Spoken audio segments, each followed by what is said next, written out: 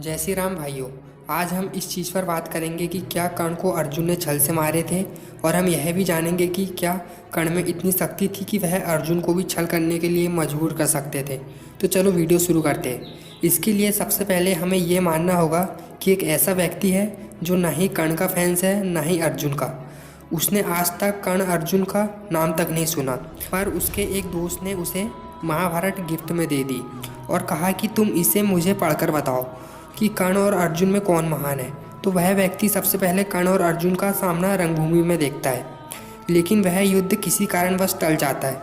फिर इन लोगों का सामना द्रौपदी स्वयंवर में होता है, जहां वो पढ़ता है कि एक तरफ अर्जुन और एक तरफ भीम है और दूसरी तरफ कर्ण, शल्य आदि समस्त राजा जो कि स्वयंवर में मौजूद थे और जिनकी संख्या लगभग सैकड़ों में थी।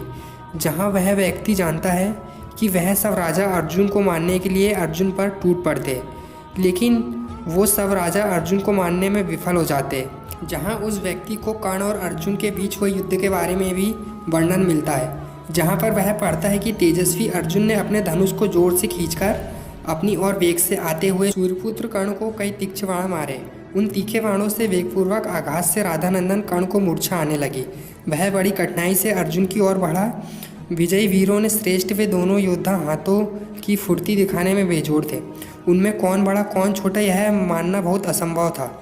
दोनों ही एक दूसरे को जीतने की इच्छा रखकर बड़े क्रोध से युद्ध कर रहे थे। देखो, तुमने जिस अस्त्र का प्रयोग किया है उसे रोकने के लिए मैंने यह अस्त्र चलाया। देख लो मेरी भुजाओं का बल। इस प्रकार शौर्य सूचक वचनों द्वारा वे दोनों आपस में बातें भी करते जाते थे। तदनंतर अर्जुन के बाहुबल की इस पृथ्वी में कहीं समता नहीं है, यह जानकर सूर्यपुत्र कर्ण अत्यंत क्रोधपूर्वक जमकर युद्ध करने लगे।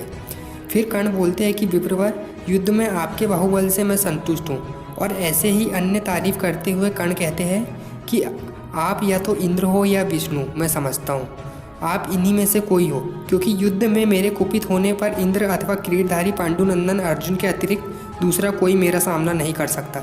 यह कहकर कर्ण वहां से चले गए। इसे पढ़कर वह व्यक्ति ऐसा नहीं कह सकता था कि इस युद्ध में कर्ण और अर्जुन में कौन जीता, लेकिन वह यह जानता था कि कर्ण पर अर्जुन बहुत ज़्यादा हावी हो रहे थे। जहां कर्ण को अर्जुन के बाणों से मूर्छा आती है, और जहां वह यह जानता है कि जब कर्ण कुपित हो युद्ध करने लगे थे तब भी वह अर्जुन पर हावी नहीं थे। और उसे यह भी जानने को मिलता है कि जो कर्ण ब्राह्मण वेशधारी अर्जुन पर उसके बद्ध उद्देश्य से उसकी ओर बढ़ता है, उसे ही युद्ध से सबसे पहले पीछे हटना पड़ता है। जहां वो यह मानकर चलता है कि यहाँ पर अर्जुन विजयी होते हैं। फिर वह व्यक्ति आगे बढ़ता है तो उसे पता चलता है कि कर्ण का गंधर्वों के साथ युद्ध हुआ, जहाँ कर्ण बड़ी ही वीरता के साथ गंधर्वों का सामना करते हैं। जब यह बात गंधर्वों के राजा चित्रसेन को पता चलती है, वह कर्ण के साथ युद्ध करने चला आता है, जहाँ वह अद्भुत माया का प्रदर्शन करके हजारों गंधर्वों के साथ मिलकर कर्ण को हरा देते। जहाँ कर्ण को विकर्ण के रथ पर बैठकर जोरों से घोड़ों हाँककर अपनी जान बचाकर वहाँ से भागना पड़ता है।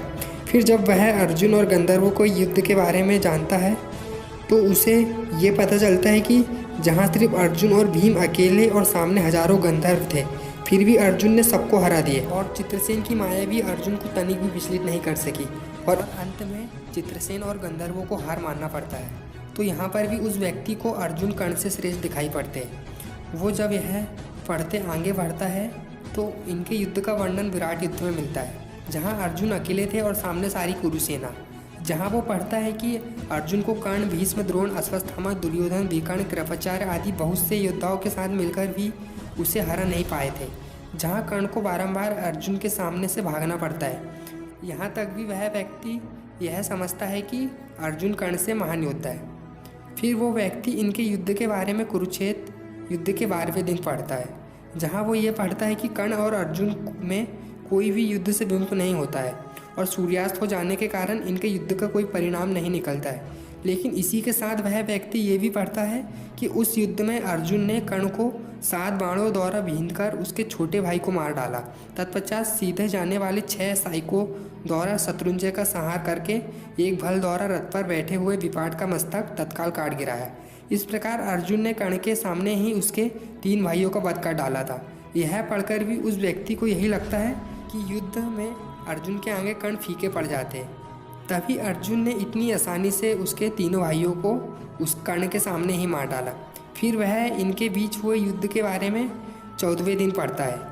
जहाँ जब अर्जुन जयद्रथ का वध करना चाहते थे तब दुर्योधन, कर्ण, वृषसेन, मद्रासल्य, अश्वत्थामा, कृपाचार्य इन सब ने जयद्रथ की रक्षा करने के लिए अर्जुन को सब ओर से घेर लिया।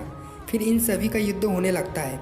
थोड़ी देर बाद अर्जुन कर्ण के वध के उद्देश्य से उस पर सूर्य के समान तेजस्वी बाण चलाया। फिर उस बाण को वेगपूर्वक आते देख अश्वत्थामा ने उसे बीच में ही काट दिया। फिर आगे भी इनका युद्ध चलने लगता है। फिर अर्जुन ने कर्ण का पराक्रम देखकर श्वेत वाहन अर्जुन ने 4 बाणों से कर्ण के चारों घोड़ों को प्रेतलोक पहुंचा दिया और एक भल्ल मारकर उसके सारथी को रथ से बैठक से नीचे गिरा दिया। इतना ही नहीं, आपके पुत्रों के देखते देखते उन्होंने कर्ण को बाणों से ढक दिया। घोड़े और सारथी के मारे जाने पर सम्रांगण से बाणों से ढका हुआ कर्ण बाण जाल में मोहित हुआ। यह भी नहीं सोच पा रहा था कि अब क्या करना चाहिए। फिर अश्वत्थामा कर्ण को अपने रथ पर बैठा लेता है। इस प्रकार उनके 14वें दिन का युद्ध खत्म होता, जहाँ उस व्यक्ति को पढ़कर यह लगता है कि इस युद्ध में भी अर्जुन ही कर्ण पर भारी पड़े थे। और उस व्यक्ति ने इस युद्ध में यह भी पढ़ा था कि अश्वत्थामा ने कर्ण को 2 बार बचाया। इस प्रकार अभी तक के सारे युद्ध में वह व्यक्ति अर्जुन को ही महान समझता था। फिर वह व्यक्ति इनके बीच हुए युद्ध के 16वें दिन के युद्ध के बारे में पढ़ता है, जहां वो यह जानता है कि सूर्यास्त हो जाने के कारण उनके युद्ध का कोई नतीजा नहीं निकलता। लेकिन वह ये भी पढ़ता है कि जययुक्त पांडवों ने प्रसन्न मन से अपने अपने शिविर में प्रवेश किया, लेकिन उसे इस दिन के युद्ध में दोनों ही समान जान पड़े थे। अब वह अंतिम युद्ध के बारे में पढ़ता है, जहां वो यह पढ़ता है कि कर्ण और अर्जुन का अंतिम युद्ध अति विध्वंसकारी युद्ध था। जहां उस युद्ध में यह पता नहीं चल पा रहा था कि कौन किसको मारेगा। तब अर्जुन ने क्रोध में भरकर लोहे का बना अग्नि और सांप के विष के समान वाला एक भयंकर दिव्य बाण और रौद्रास्त्र, जो कि स्वयं भगवान शिव का प्रचंड अस्त्रों में से एक था, जिस अस्त्र की सहायता से अर्जुन ने एक बार में ही लाखों काल के दानवों का संहार किए थे, उस अस्त्र से युक्त करके अर्जुन ने वह दिव्य बाण अभिमंत्रित करना चाहा। लेकिन उसी समय महायुद्ध में पृथ्वी ने कर्ण का रथ का ही पहिया पकड़ लिया। उस युद्ध में पहिया फंस जाने के कारण क्रोध से भरे हुए कर्ण की आंख में से आंसू बहने लगे और अर्जुन को कर्ण बोला, हे अर्जुन, 2 घड़ी तक ठहर जाओ। हे पार्थ, मेरे रथ के पहिए को पृथ्वी में फंसा हुआ देखकर तुम नीच पुरुषों के समान कपट युक्त बर्ताव करना छोड़ दो। अर्जुन, जो बाल खोलकर खड़े हो, युद्ध से विमुख हुआ हो, हाथ जोड़कर शरण में आया हो, शस्त्र त्याग किया हो, संकटग्रस्त हुआ हो और जो बाणहीन, कवचहीन और दूसरे आयुध नष्ट हो गए हो, ऐसे मनुष्य पर सूरवीर राजा लोग युद्ध में प्रहार नहीं करते। हे कौन्तेय, तुम तो सूरवीर है, इसलिए 2 घड़ी तक ठहर जाओ। ये धनंजय, जब तक मैं इस रथ के पहिए को पृथ्वी से निकाल रहा हूँ तब तक तुम रथारू होकर भूमि पर मुझ खड़े हुए पर बाण न छोड़ो। तब श्री कृष्ण रथ पर बैठे बैठे कहने लगे, हे राधा पुत्र, तुमने आज तक धर्म का स्मरण किया। तुम्हारे समान नीच मनुष्य आपत्ति में पड़ने पर ही निंदा करते हैं, परंतु अपने बुरे कर्म का स्मरण नहीं करते। हे कर्ण, जिस समय तुम दुर्योधन, दुशासन और शकुनि ने एक वस्त्र धारण करने वाली द्रौपदी को सभा में बुलाया था, तब तुम्हें धर्म का स्मरण नहीं हुआ। हे कर्ण, जब सभा में दुशासन के वश में पड़ी हुई राजस्वला द्रौपदी को देखकर तुम हंसे थे, तब तुम्हारा धर्म कहाँ चला गया था। श्री कृष्ण के कर्ण को कहे गए ऐसे वचन सुनते ही पांडुनंदन अर्जुन को कर्ण के दुष्ट कर्मों की याद आई। उस क्रोध से अर्जुन को रोए से आग की चिंगारियां निकलने लगी। उस समय एक अद्भुत बात हुई। यह देखकर कर्ण ने अर्जुन पर ब्रह्मास्त्र चलाकर अनेक बाणों की वर्षा की और फिर रथ के पहिए को उठाने का प्रयत्न करने लगा। तब अर्जुन ने ब्रह्मास्त्र से ही उसके अस्त्रों को निवारण कर दिया और उसको घायल किया। फिर कुंती नंदन अर्जुन ने कर्ण को भेद करके दूसरे अग्नि के समान दिव्यास्त्रों को छोड़ा। वह अपने तेज से बहुत प्रज्वलित हो रहा था, परंतु वरुण अस्त्र से उस अग्नि को शांत कर दिया। उस समय सब दिशाओं में मेघ छा गए थे और घंघोर अंधकार हो गया था।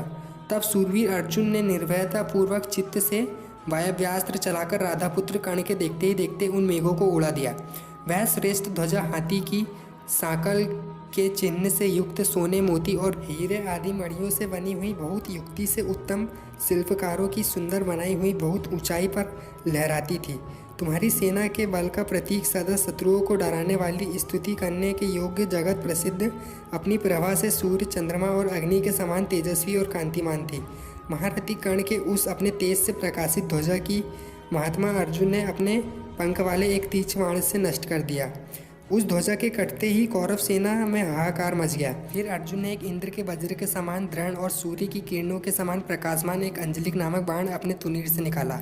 वह अस्त्र शिव के त्रिशूल और विष्णु के चक्र के समान घोर और प्राणियों का संहार करने वाला था। उस अस्त्र को गांडी पर रख खींचते हुए कहा कि यदि मैंने तप किया हो, गुरुजनों की सेवा में उन्हें प्रसन्न रखा हो और यज्ञ किया हो, मित्रों के हितकारों वचन सुने हो, तो यह शक्ति से युक्त अच्छी तरह छोड़ा हुआ बाण मेरे शत्रु कर्ण को नष्ट करेगा। फिर उस बाण से कर्ण का सिर धड़ से अलग हो जाता है और वह पृथ्वी पर जा गिरता है। इस प्रकार कर्ण की मृत्यु होती है। तो यह सब पढ़ने के बाद उस व्यक्ति के मन में यह ख्याल आता है कि जिस कर्ण को अर्जुन ने हर बार समूह में रहने के बावजूद इतनी बार हरा दिए है, उन अर्जुन को इन्हें रथहीन मारने की क्या जरूरत पड़ गई। तो उसे ब्राह्मण द्वारा दिया गया श्राप की याद आती है। अगर अर्जुन भगवान शिव के प्रचंड रौद्रास्त्र से कर्ण का वध करते थे तो ब्राह्मण की बात मिथ्या हो जाती। इसलिए सामर्थ्य रहने के बावजूद भी अर्जुन को कर्ण को रथहीन मानना पड़ता है। उसमें भी काफ़ी हद तक उसे कर्ण की गलती लगी, क्योंकि रथहीन कर्ण थे और कर्ण ने ही सबसे पहले ब्रह्मास्त्र का उपयोग अर्जुन पर किए थे, रथहीन होने के बावजूद भी। और कर्ण ने यह भी कहा था कि जो बाणहीन, कवचहीन और दूसरे आयुध नष्ट हो गए हो, उसे मानना अधर्म है। लेकिन उन सब चीज़ों को भी तो अर्जुन ने ही नष्ट किया था। तो उस व्यक्ति के अनुसार अर्जुन कर्ण से बहुत अधिक कुशल योद्धा थे। तो भाइयों, आज का वीडियो यहीं ख़त्म होता है। और वीडियो ख़त्म होने से पहले मैं आपको एक जानकारी देना चाहता हूँ कि कर्ण को निहत्था नहीं मारा गया था, कर्ण युद्ध करते हुए मारे थे। अगर आपको वीडियो अच्छा लगा हो तो वीडियो को लाइक और चैनल को ज़रूर सब्सक्राइब कर दीजिएगा। धन्यवाद।